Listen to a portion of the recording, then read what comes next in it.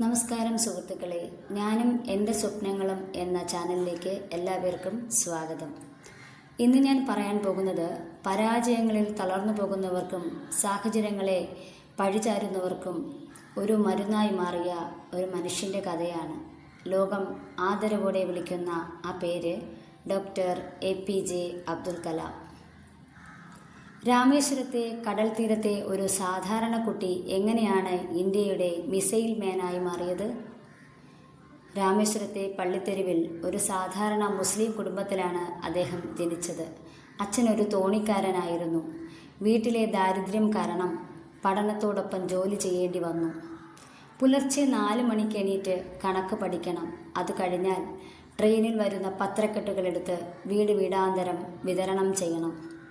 ആ തണുത്ത പ്രഭാതത്തിൽ സൈക്കിൾ ചവിട്ടുമ്പോഴും ആ കുട്ടി ആകാശത്തേക്ക് നോക്കുമായിരുന്നു. പക്ഷികൾ ചിറകടിച്ച് പറക്കുന്നത് കാണുമ്പോൾ അവൻ സ്വപ്നം കണ്ടു, എനിക്കും ഒരു നാൾ ഇങ്ങനെ പറക്കണം. പഠിക്കാനുള്ള അദ്ദേഹത്തിൻ്റെ ആഗ്രഹം അത്രമേൽ വലുതായിരുന്നു. മദ്രാസ് ഇൻസ്റ്റിറ്റ്യൂട്ട് ഓഫ് ടെക്നോളജിയിൽ പഠിക്കാൻ ചേർന്നപ്പോൾ വലിയൊരു ഫീസ് നൽകേണ്ടി വന്നു. അത് നൽകാൻ ആ പാവപ്പെട്ട കുടുംബത്തിന് കഴിയില്ലായിരുന്നു. അദ്ദേഹത്തിൻ്റെ സഹോദരി തൻ്റെ സ്വർണ്ണവളകൾ ഊരി നൽകി.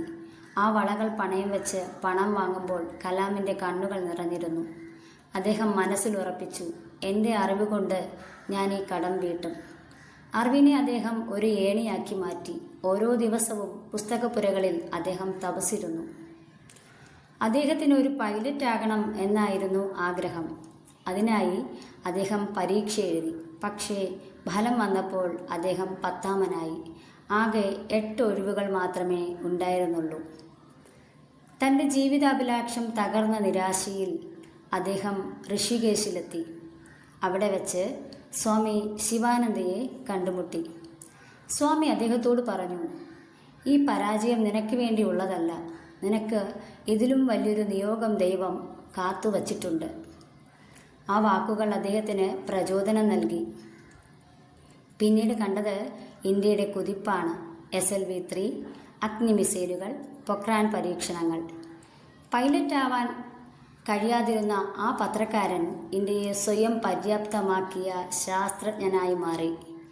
ഒടുവിൽ ഇന്ത്യയുടെ പ്രഥമ പൗരനായി രാഷ്ട്രപതി ഭവനിലേക്ക് കയറുമ്പോൾ അദ്ദേഹം ലോകത്തോട് വിളിച്ചു പറഞ്ഞു, ഉറക്കത്തിൽ കാണുന്നതല്ല സ്വപ്നം, നിങ്ങളെ ഉറങ്ങാൻ അനുവദിക്കാത്തതാണ് യഥാർത്ഥ സ്വപ്നം. സുഹൃത്തുക്കളെ, ഇവിടെ നമ്മൾ ഒന്ന് നിർത്തി ചിന്തിക്കണം. കലാമിൻ്റെ ജീവിതം നമ്മളോട് ചോദിക്കുന്നത് ഇതാണ്: നമ്മൾ എങ്ങനെ സ്വപ്നം കാണുന്നു?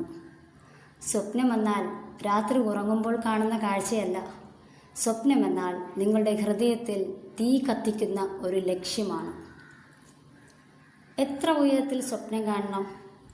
ഉയരത്തിന് പരിധി വേണ്ട. ആകാശത്തേക്കാൾ ഉയരത്തിൽ കാണുക.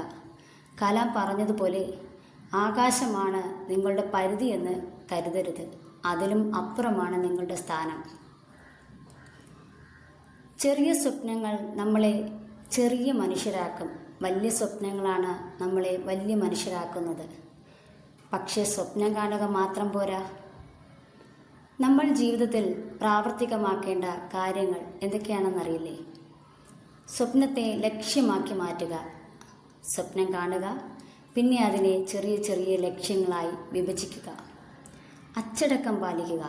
കലാം പുലർച്ചെ 4 മണിക്ക് എഴുന്നേറ്റതുപോലെ വിദ്യാർത്ഥിയാണെങ്കിൽ മികച്ച വിദ്യാർത്ഥിയാകാൻ സ്വപ്നം കാണൂ.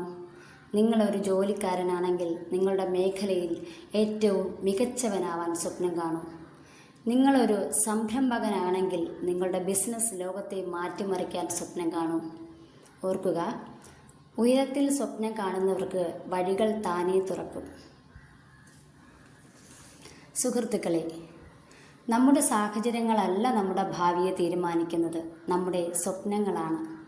കലാമിനെ പോലെ അറിവിനെ ആയുധമാക്കൂ, പരാജയങ്ങളെ പാഠമാക്കൂ. നിങ്ങളുടെ സമയം വരും. ഈ കഥ നിങ്ങൾക്ക് ഇഷ്ടമായെങ്കിൽ മറ്റുള്ളവർക്കും ഷെയർ ചെയ്യൂ. നിങ്ങളുടെ സ്വപ്നങ്ങൾ കമൻറ്റിൽ എഴുതാൻ മറക്കരുത്. അടുത്ത വീഡിയോയിൽ വീണ്ടും കാണാം. നന്ദി.